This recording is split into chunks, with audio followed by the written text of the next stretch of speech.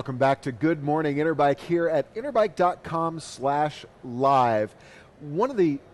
People keep asking me, because I keep doing a lot of interviews here at Interbike, what's my favorite interview that I've done so far here at the show? And one of my top three was an interview that I did at Outdoor Demo the other day with Lieutenant Colonel David Haynes. And it was all about Ride2Recovery, and we're really pleased to have John Wordin here with us from Ride2Recovery. Welcome to the show. Thanks for having me. Good to have you here. Before we get into Ride2Recovery, a little bit of your history in cycling. Give us some background. Well, I started riding bikes in about 1985. I'd been a college football player, and I banged up some knees and ankles, and so the team doctor suggested that I get involved in some kind of physical activity to lose weight so that I have mobility when I was over 40. So I said, well, I'm going to do that. So I started riding. My brother was doing triathlons at the time. So I started riding. I did a couple triathlons, and I hated the swimming. Getting clubbed like a seal is no fun at all. But I did really well in the cycling part. So I entered a local road race in 1986 at the Rose Bowl. I got second, and my cycling career was launched.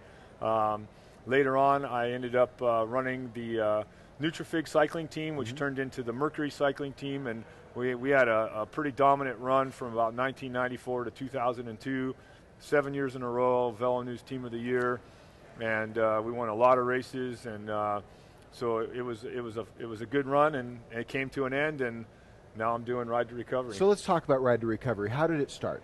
It started actually when I got a phone call from the VA. One of the physical therapists there at the VA was a cycling fan, knew of me from the Mercury cycling team, and knew I was retired, I guess, and was looking for something to do, and called me up and said, hey, we need your help. Could you please come up and visit us? We want to start a alternative therapy program. We have a lot of issues with suicide. So that was one of those calls that you couldn't say no to.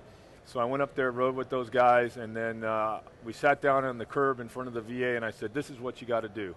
And Ride2Recovery was born that day. So tell us about Ride2Recovery. Ride2Recovery is a unique cycling rehabilitation program for the mental and physical injuries suffered by our service members coming back from Iraq and Afghanistan. And we deal with amputees, spinal cord, brain injury, PTSD, you name it, we've seen it. Our big claim to fame is that we adapt specially constructed bikes so that these guys can ride.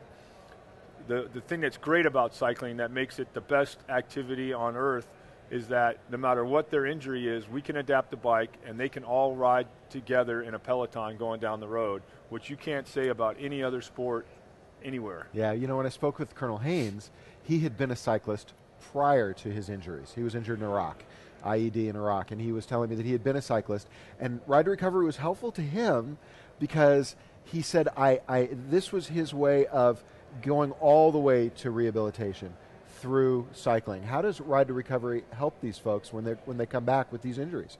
Well, when you get injured, the first thing they do is they get you on a helicopter. You go to Landstuhl, then from Landstuhl to Walter Reed or San Diego or Balboa or Brook Army in San Antonio, Texas, and you're sitting in a hospital room by yourself for months. A lot of the guys that we deal with, they're 10, 20, 30, 50 surgeries. And in that time, you get very depressed, and you're like, what the hell am I going to do now? Yeah. And so what our program does is we get these guys out of the hospital, put them on a bike, and send them for 6 days for 350 miles and challenge them and say, hey, this is going to be hard. It's going to be tough. There's no sugarcoating it, but you can do something that you didn't think was possible. And because it's so difficult, it really motivates them to try to step up to the level. It's one of those things, rising tides lift all boats. If you can make it slow and easy, they'll go slow and easy. But if you raise the bar, they'll try to raise the bar. Absolutely. And it's kind of interesting that in the 5 years we've been doing the program, the single most popular ride that we do all year is the California Challenge, which is the hardest ride we have. San Francisco to LA down Pacific Coast Highway. Yeah. And the single most popular day is Carmel to San Simeon through Big Sur. Wow. 92 miles, 8,800 feet of climbing, and right now we have 500 people signed up for a ride that has a 200 rider capacity. Congratulations. That's amazing. Yeah, I mean, it's crazy. One of the things that I'm hearing from a lot of the guys, because when they all came into Outdoor Demo, they were all standing around and talking and chatting with everybody. And one of the things that they say is that there's a camaraderie, a kinship among them as they're all riding. And one of the things that's inspirational to those of us who thankfully haven't been injured in that way is to watch the way they support each other on the rides. I've seen it. Describe it for people. It's hard to describe exactly, but just when you take a hand cycle, a recumbent, an adapted bike, a regular bike, whatever it is, and put them all together, you have different riders with different abilities, with different fitness levels. And what we've kind of pioneered is this group mentality. The military is all for one, don't leave anyone behind. Yeah. So we create groups within our rides so that everybody rides together. Well, what ends up happening is when somebody's a little bit weak, there's guys there that'll push. We created these push bars. We went to Home Depot and got a bunch of steel bars and strapped them onto the back of hand cycles and recumbents so that those guys, instead of always being in the back, they're always in the front. Nice. And it's just the feeling that those guys have. It's like, for them, it's like motor pacing. Yeah. Like if you ever motor paced, sure. Well, now you got a guy pushing you, and you're sitting there cranking away, but you got a guy pushing you, so it's like motor pacing. And now these guys are racing. We got hand cycle guys doing marathons, winning marathons. We had one guy win the Boston Marathon this year. We had a team in Leadville, 8 riders, 7 of them earned silver belt buckles. Nice. And so, like I say, if you challenge them and try to raise the bar, they'll elevate their game. You mentioned specially outfitted bikes. You had one out at Outdoor Demo the other day because there was an individual who needed that bike. Tell us about that. Delvin. That's the one. And about 3 years ago, I got a phone call right after our Florida Challenge from Delvin. He called me up and said, hey, I was in the airport. I saw some of your riders coming home, and I think I'd like to do that. I said, great. We'd love to have you out. He goes, well, I don't have any arms or legs. And I said, well, you know what? Let me see what we can. Let me make some calls. I always ask them to send me some pictures because one guy is never the same as the other guy. They all have different amount of residual limbs, and you don't know what kind of athletic ability they have. So Delvin sent me some pictures. I got to work with Scott Morrow, our engineer, and he was a mechanic with me at the Mercury cycling team, and we're like 2 peas in a pod. And so I called up Wayne at Shimano, Wayne Stetton at Shimano. Sure. I said, I need brakes, brake levers, anything you can send me for BMX, mountain bike, triathlon, whatever. I had a bunch of stuff left over from my racing and other, the team. And I got 2 tables, and I had every kind of handlebar, every kind of bar end, every kind of brake lever, every kind of pad that I could find. And I just was like a puzzle trying to figure out how this kid was going to shift, brake, and steer. The steering part we got first. The shifting part was great because Di2 has really revolutionized. People with physical disabilities can ride because of Di2. Mm-hmm. And so then it was, how does he brake without and brake in such a way that he doesn't crash?